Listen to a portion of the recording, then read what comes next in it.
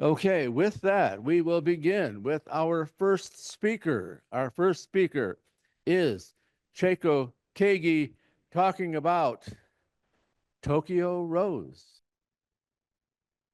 This is not Yoko Ono. Mr. Chair and members of and the guests to Speakers Bureau. This is Aiba Toguri. She was crying for help. Why was she crying for help? She was caught in this World War II frenzy. She was arrested once in Japan and again in the USA, United States. As a gift for graduating from UCLA, her parents bought her a trip to Japan to visit her sick aunt. A few years after her arrival, the war broke out.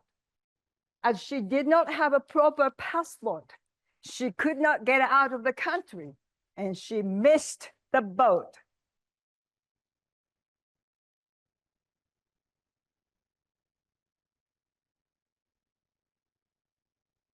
But back then, in the Empire of Japan, the military police ruled the streets. With this wartime authority, the police told Aiba, you gotta be a Japanese citizen, denouncing the US citizenship. Aiba did not follow the order. And then police cut off the food rations for her aunt's family and for Aiba. But in order to buy some food at black markets, Aiba has to find some job. And she did find a job as a typist at the radio station. But eventually, the police arrested her for speaking the enemy's language. Despite all the pressure, Aiba held on to what she knew was right. She was saying, I'm a US citizen. Well, back then, there were no legal procedures that she could rely on. So she served 1 year in a Japanese prison. Others might have denounced the citizenship to avoid prison term, but not Aiba. However, with that stubborn determination that she made when she was 20s, that brought another accusation, alleging Aiba for the alleged role of Tokyo Rose. Tokyo Rose refers to a female group of broadcasters during World War II. They were accused of telling and spreading this anti-US propaganda that the government of the Empire of Japan wrote. But some of them were not just into that theory, but they were just doing their job.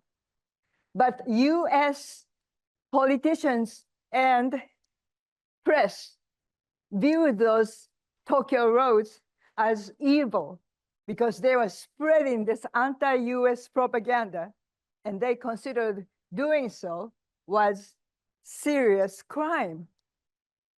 Aiba was brought back to San Francisco to face a wartime trial prosecuted by US attorneys. During the trial, witnesses lied about Aiba, saying Aiba broadcasted this anti-US propaganda. They themselves were afraid of being accused, and they made a deal with prosecutors to avoid prison term.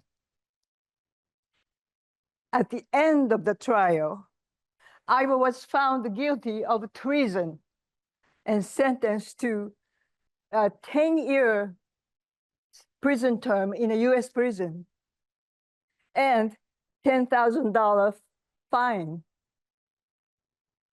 And on top of that, though, she lost her US citizenship that she cherished all throughout her life. After serving 6 years out of 10 years, she was released for her good behavior. And later on, she was found not guilty because her defense attorneys proved that those witnesses made false testimonies against Iver. And later on, President Ford pardoned Iver and validated her US citizenship. Now I'm going to slip into Iver's shoes. So Iver was saying, I was calling for help. I am US citizen. I am so grateful for those attorneys, especially the lead attorney and his son, who believed in me and walked with me every step through the years. I am so grateful.